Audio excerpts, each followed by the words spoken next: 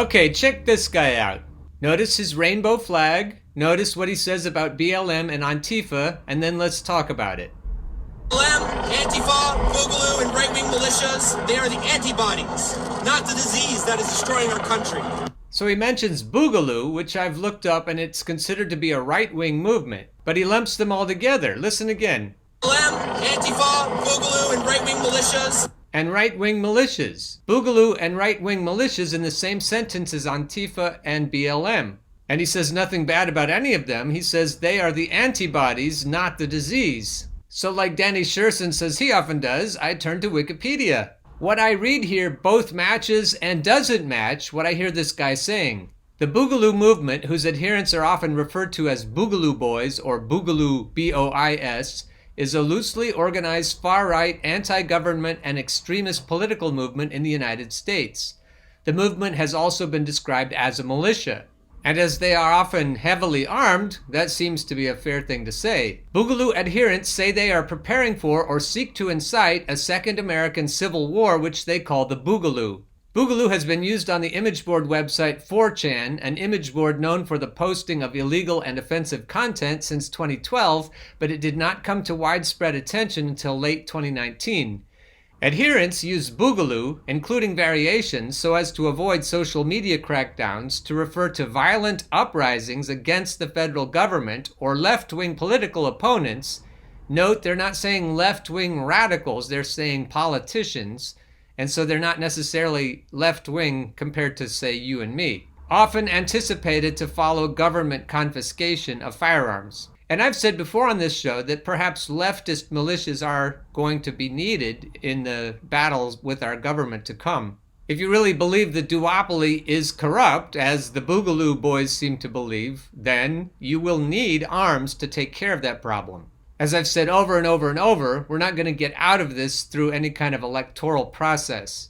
Now the next paragraph says that some Boogaloo groups are racist, white supremacist, or neo-Nazi groups. But as we continue with this other clip, you'll see that this particular group is not of that ilk. There are also groups that condemn racism and white supremacy, although attempts by some individual elements of the movement to support anti-racist groups and movements such as Black Lives Matter have been met with wariness and skepticism, as researchers are unsure if they are genuine or meant to obscure the movement's actual objectives. The movement primarily organizes online, and participants have appeared at in-person events, including the anti-lockdown and the George Floyd protests. Heavily armed, Boogaloo members are often identified by their attire of Hawaiian shirts and military fatigues. As I read through the rest of the article, it's difficult to tell whether they are serious about their left-sounding causes. They've been mixed up in George Floyd protests, but they've also been mixed up in storming the Capitol building. They seem to be very anti-police, and as we go back to this clip, you'll hear this guy say other things that jive with left-wing ideology. Since we are only 3 seconds in, I'm going to go back and start over. BLM, Antifa, Boogaloo, and right-wing militias, they are the antibodies, not the disease that is destroying our country. The disease is a country run by two corrupt political parties that do not care about you. Right. So deeply incestuous with corporations that they're indistinguishable from each other. Right.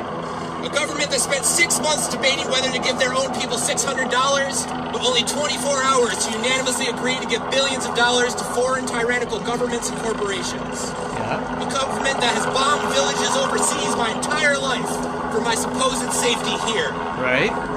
This is a call for unity. For all of American people that realize the true threat against us to come together. For every mother mourning her children that was killed by police. For every business crushed down by state lockdowns. For every broken soldier sent to fight wars that have no point. This is our last chance to avoid either a tyrannical government or a bloody and pointless civil war among American people who do not have that much against each other and have more in common than they realize. And a message to the government. We come in peace. We do not intend to commit violence, but I am pleading with you, with tears in my eyes and cracks in my voice. If you continue to oppress the American people, they will remain rational no longer. Thank you. So apparently there were a lot of other people associated with the Boogaloo boys around in this crowd. Nobody was disagreeing with any of the things that guy said. I didn't hear anything that didn't jive with left-wing ideology. He wants to abolish the police, and he doesn't like needless wars. There were rifles prominently displayed. A very interesting point he made was that right and left-wing populists should band together. He said that our differences are minor. One thing I was listening intently for was an idea of how he felt about economic justice. I heard him say something about stimulus checks, which also made me think he was on the right side of things. We should probably keep our eye on this movement and see what good may come from it. Here's a piece by Keaton Weiss from American Greatness, which he describes as a right-wing publication. Again, we need to keep thinking about what left and right actually mean, and we need to figure out also what populism means, not to mention fascism. Traditionally, right and left-wing thinkers should probably agree about censorship, and that's what this article is about. The establishment's assault on free speech arrives ahead of schedule. A unified democratic government, an unaccountable and out-of-control tech oligarchy, and a woke-obsessed corporate sector is about to descend upon us mercilessly. The alliance between the liberal establishment and big tech has been entrenched for so long that it's difficult to discern where one ends and the other begins. It became obvious in the aftermath of Donald Trump's 2016 election victory that this amorphous yet coordinated power structure would stop at nothing to ensure that no one like him could ever win again. The perpetuation of Russiagate, the blacklisting of Alex Jones, and the dragging of Mark Zuckerberg into Congress to try and browbeat him into even further submission illustrate this strategy. The political party and its media allies, which have spent the past 5 years parroting each other's talking points about what a grave threat Trump poses to our constitutional norms, were simultaneously and systematically undermining the First Amendment using every tool at their disposal, from media propaganda to cultural signaling to congressional hearings about the need for outlets like Facebook and Twitter to crack down harder upon misinformation and hate speech. Given all of this, it makes sense to assume that the incoming Biden administration would kick these efforts into overdrive in an attempt to revert the public discourse back to its pre-internet era, where only well-established and well-funded outlets could widely disseminate news and opinion. The events of January 6th, however, have accelerated this mission into, if you will, warp speed. In the days following the Stop the Steal rally, which evolved or rather devolved into an angry mob of Trump supporters storming the Capitol, vandalizing federal property, and delaying the certification of the Electoral College vote, we've already seen radical action taken by tech platforms against those they deem suspicious and threatening. This includes the president himself, who is now permanently suspended from both Facebook and Twitter, but there's more. Brandon Straka, architect of the #WalkAway campaign aimed at convincing people to leave the Democratic Party, tweeted last week that Facebook had erased all of his content, including hundreds of thousands of his followers' testimonial videos, and banned him and his entire team from their platform. Michael Flynn and Sidney Powell have also been banned from Twitter in recent days, as have numerous accounts linked to the QAnon conspiracy theory. Additionally, employers are now beginning to terminate their employees upon discovery of their mere presence at the rally, whether or not they participated in any of the day's unlawful activity. All of the thousands of protesters who showed up are cavalierly being branded as seditionists, insurrectionists, traitors, and domestic terrorists, even those who didn't break any laws, by the mainstream media as well as by President Biden. Whatever one's opinions are about the events of January 6th, it's unquestionable at this point that the response from the liberal establishment has been a show of force intended to communicate that, moving forward, they will be much quicker to crack down on unsanctioned speech and outside the mainstream opinion. The incoming president, President Biden, giants of social media and big tech, and traditional media behemoths have all been on this same page. We've already witnessed the swiftness with which they can and will exercise their power to suppress free expression. Perhaps most disturbingly, the private sector as a whole is hearing their warnings loud and clear and responding accordingly, going as far as to terminate their workers' employment for their mere attendance at the rally. The goal of all this goes beyond preventing further chaotic and violent events like those of January 6th. It is to shut down the free exchange of ideas so that circumstances leading to such an event never again arise, an exercise that is inherently anti-constitutional, as freedom of speech is predicated upon the underlying belief that words and actions are and must remain separable. After 4 years of an outsider like Donald Trump in the White House, we are about to inaugurate the epitome of a Washington institutionalist.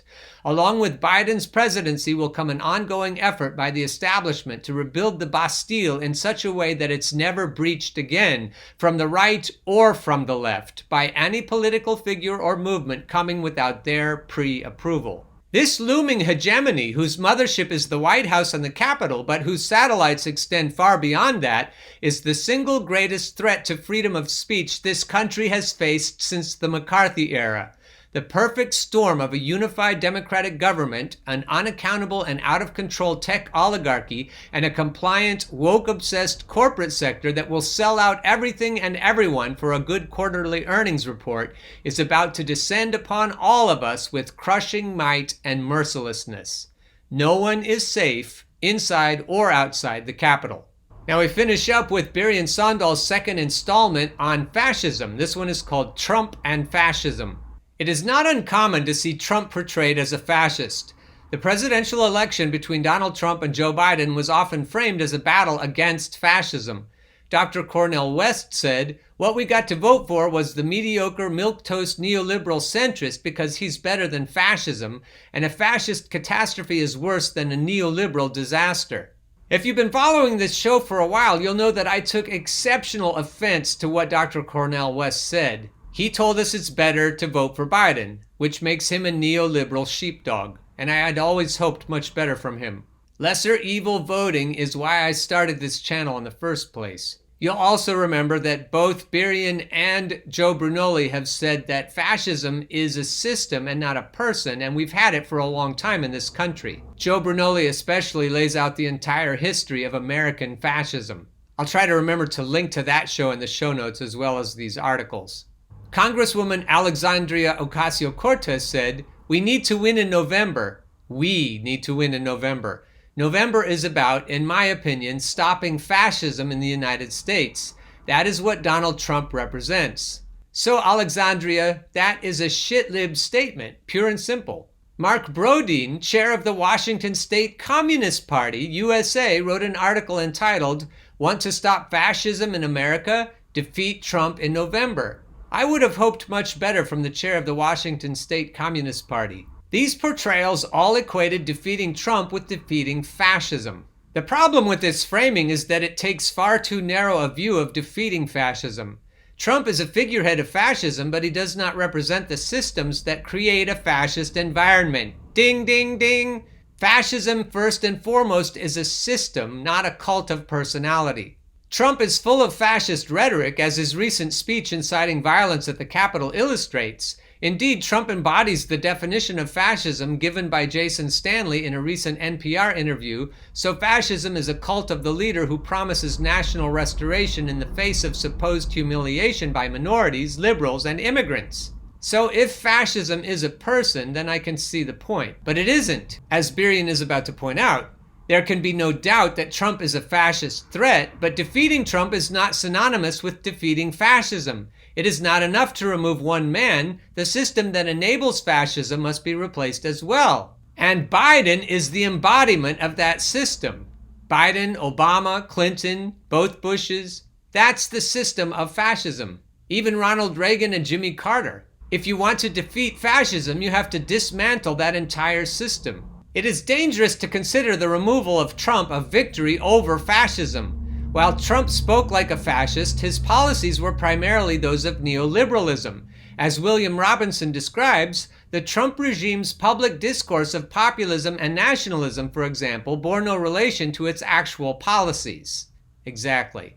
In its first year, Trumponomics involved deregulation, the virtual smashing of the regulatory state, slashing social spending, dismantling what remained of the welfare state, privatizations, tax breaks to corporations and the rich, and an expansion of state subsidies to capital. In short, neoliberalism on steroids. The Democratic establishment happily voted for many of these policies, including funding for ICE, extending the Patriot Act, and approving increasingly large military budgets. When it comes to policy, Trump differed little from Reagan, Clinton, the Bushes, and Obama. He was primarily a tool for corporations and the military-industrial complex, though at times he bucked their wishes on such matters as the TPP and withdrawing troops from Afghanistan. As Walden Bellow explains, neoliberalism had been central to the concurrent and seemingly irreversible economic crisis of the United States. Trump was a continuation of neoliberal policies, not a departure from the status quo. Removing Trump without removing neoliberalism is a recipe for disaster. While his policies reinforced status quo neoliberalism, Trump departed from the usual neoliberal politician in that he was open about his white supremacy and racism. That's not to say that previous politicians in both parties were not also white supremacists and racist. This gave a voice to a white supremacist movement that has always existed in the United States. Much like Woodrow Wilson did with the KKK, Trump empowered the far-right extremists such as the Proud Boys, Three Percenters, Boogaloo Boys, The Right Stuff, V-Dare, and other hate groups. That's very interesting. So the Proud Boys are listed with the Boogaloo Boys as part of the same movement. And yet we just saw them speaking positively about Antifa and BLM. I think we're going to have to think more about how we characterize these groups. If you're raising objections right now in your mind, think about the white supremacist part and absolutely condemn it, but at the same time understand that our economic system inflames these kinds of hatreds. Neoliberalism has ensured that there isn't enough for everyone. One of the biggest reasons people have a hard time trusting each other is when there isn't enough to go around. If movements like this can figure out how to stop hating other people and just hate the government, then we have a chance. And if you don't yet hate our government, you haven't been paying much attention to it. We need to work together and we need to overthrow the status quo that keeps all of us in poverty. Well, actually, it doesn't keep all of us in poverty. The shitlibs seem to be doing fine. An FBI report shows that white supremacist extremist groups were responsible for more homicides between 2000 and 2016 than any other domestic extremist movement. Many of these groups have ties with law enforcement and military. That's interesting because if we ever were going to overthrow our government, we'd need to have ties with law enforcement and military. No matter how well-armed right-wing and left-wing militia are, they're not going to overthrow law enforcement and the military if they're on opposite sides. As Michael German documented, in a 2019 report, the Plainview Project documented 5,000 patently bigoted social media posts by 3,500 accounts identified as belonging to current and former law enforcement officials. That's the part of the equation that I don't have an answer for. Until we get rid of the patently bigoted ideas, which may take a generation to do, we're going to be in trouble. When the Stop the Steal insurrectionists enter the Capitol, he's calling them insurrectionists, members of the Capitol Police were seen mingling with them and taking selfies. It's a good point. Why would the military-industrial complex just let everybody take over the Capitol? You know that if they had wanted to seal it off, they absolutely could have. In Kenosha, Wisconsin, police tossed a water bottle to armed militia members and told them, "We appreciate you being here." That same night, Kyle Rittenhouse murdered 2 BLM protesters. The Trump administration directed federal law enforcement to make public comments sympathetic to Kyle Rittenhouse. Yeah, that's obviously not going to work. Trump's ability to incite far-right violence came to a head at the U.S. Capitol on January 6th. It has been reported that 28 law enforcement officers from 12 states were at the rally there. As historian Timothy Snyder said in an interview with Democracy Now!, there are several kinds of white supremacist and extreme right-wing paramilitaries who are appearing at the Capitol. Let's stop here for a moment. Left-wing, before the French Revolution, meant you sided with the people. Right-wing meant you sided with the monarchy. I don't think these white supremacists side with the monarchy, or in this case, the oligarchy. On the contrary, they're revolting against it. Left-wing is the side of the people. Right-wing is the side of the king. These guys are not siding with the king. Back to the quotation, They are getting mixed in now with members of the police, and this is extremely dangerous, yes it is, because it's that mixture of outside the state, outside the law paramilitaries and police forces, or policemen who start to go over onto the other side, which is very characteristic of the way fascist regimes come to power. But yet it's also a way to take fascist regimes out of power. We need to never forget that. With more rallies and violence planned, these groups are the true fascist threat. Now wait a minute. The system is the problem, and if they are overthrowing the system, how are they the true fascist threat? Now I'm friends with Birian on Facebook. I hope he'll watch this and he'll have some kind of a comment to offer. Let me start that sentence over. With more rallies and violence planned, these groups are the true fascist threat, not just the figurehead of Trump. Trump simply emboldened and unleashed the hostility of the white nationalists that had been boiling underneath the surface. Now let me read that sentence again and substitute populists for nationalists. And if they're really populists, it won't matter if we call them white populists or black populists, so let's just call them populists. True populists know who their enemy is and who their enemy is not. So make that assumption and let me read it again. Trump simply emboldened and unleashed the hostility of the populists that had been boiling underneath the surface. So if that's the way you read it, that may include you. It definitely includes me. I am a populist. I hate the way our government has preyed upon its own people. And so the last sentence of the paragraph reads very differently in that context. This violent hatred will remain even as Trump leaves the presidency. And this violent hatred should remain until the government is overthrown. And yes, that is a left-wing thought. If you consider yourself to be a left-winger, you'll understand what I'm trying to say. And the censorship that will undoubtedly come down on me because I'm saying this is not because I'm right or left. And that's why all of us should fight censorship no matter how it rears its ugly head. In addition to the empowerment given by Trump, these fascist movements have been gaining momentum due to a growing sense of victimhood. Now again, Birian, why do you call them fascist movements? Let's read it again with the word populist. In addition to the empowerment given by Trump, these populist movements have been gaining momentum due to a growing sense of victimhood. Populist movements have a right to feel victimized. Let's read it another way. In addition to the empowerment given by Trump, these fascist and anti-fascist movements have been gaining momentum due to a growing sense of victimhood. And now finally, let's say it this way. In addition to the empowerment given by Trump, in addition to leftist leaders, these anti-fascist movements have been gaining momentum due to a growing sense of victimhood. Then you have the people rising up together and overthrowing neoliberalism and fascism. I think you could make the point, Birian, that fascism and neoliberalism are one and the same thing. That's the point we need to make for Dr. Cornel West. And that's the point we need to make for all controlled opposition shit-lib sheepdogs. Now this next sentence is confusing because he uses the word petite bourgeoisie differently than I would have used it. I would call the petite bourgeoisie the PMC, professional managerial class. And I haven't noticed that they're feeling that victimized. But I'll read it the way he wrote it. Members of the petite bourgeoisie and working class are feeling justifiably victimized. I don't know why you're linking them together. Rather than blaming the real culprit, late-stage capitalism, they are instead using immigrants and minorities as scapegoats. I'll have to think about that. This is the appeal of fascism and why so many people follow Donald Trump's lead.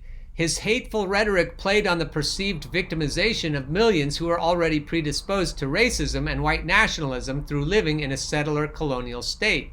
As Trotsky described, the cycle leading to fascism includes the despair of the petty bourgeoisie, its yearning for change, the collective neurosis of the petty bourgeoisie, its readiness to believe in miracles, its readiness for violent measures, the growth of hostility towards the proletariat, which has deceived its expectations. These are the premises for a swift formation of a fascist party and its victory. One thing's for sure, it's a class war, and it's hard to figure out which side is which sometimes. The main problem I'm having with Birian's depiction here is that it isn't corporations against the people. He's still framing it as people against people. The petty bourgeoisie are not corporations, at least not huge multinational corporations, and they are the true enemy. They are the true fascists, if you look back at Joe Brunoli's history. Mussolini called it corporationism, and corporationism is fascism. This description that I'm about to read seems confused about that. This is an accurate description of Trumpism and the fascist threat it poses. The disenfranchisement of the petty bourgeoisie by capitalist crisis creates an environment ripe for fascist movements. But again, I think that would make more sense if you substituted anti-fascist movements. And we're propagandized over and over by the narrative managers into believing that it's other people's fault, it's immigrants' fault, it's welfare moms' fault, and that's not really the problem. We need to blame corporations relentlessly. Back to the story. In an angry tirade against immigrants and the inaction of Democratic politicians, Ashley Babbitt, who died during the failed insurrection, said, "What we do have is a massive amount of pissed off people like I am because you guys won't sit down and do your jobs." This is the insidious nature of fascism, the ability to tap into the anger of the petite bourgeoisie and turn it into violence against immigrants, minorities, and the proletariat rather than against the ruling class. That actually made sense. I think it would help if we had Birian on to explain what he's trying to say in the midst of my confusion about what he's trying to say. As Georgy Dimitrov explained, what is the source of the influence of fascism over the masses? Fascism is able to attract the masses because it demagogically appeals to their most urgent needs and demands. So my confusion is whether the people are the fascists or the corporations are the fascists. If the people are just being duped, then they're not really fascists. Trump is a fascist, Mussolini is a fascist, but the system is what they use to exploit the masses. I don't think it's right to call the petty bourgeoisie and the other masses fascists. Donald Trump campaigned and won in 2016, promising to repeal Obamacare and replace it with something terrific.